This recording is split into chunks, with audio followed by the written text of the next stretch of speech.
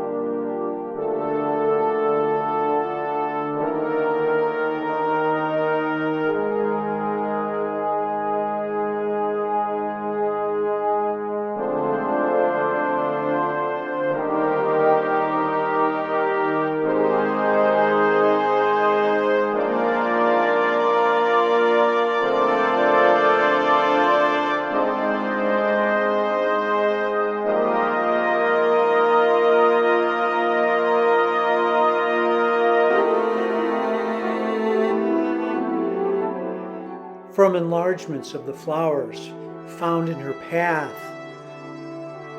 to the tops of clouds and how they looked from an airplane, from the animal skulls suspended in the bright blue New Mexico sky, to the subtle, soft landscapes of Lake George, New York.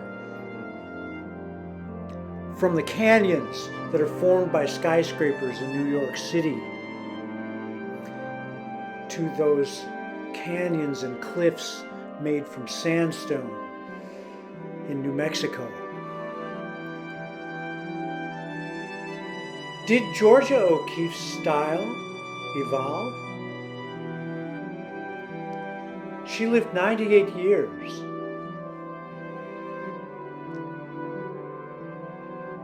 Her style would have been influenced by the places, by the times, by the subject matters that she saw. The personality of an artist is brought through in the artwork of Georgia O'Keeffe and many, many other artists by the style that we see.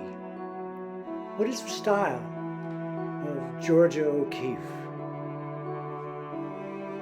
From what you see of the style of Georgia O'Keeffe, what would it have been like to know her?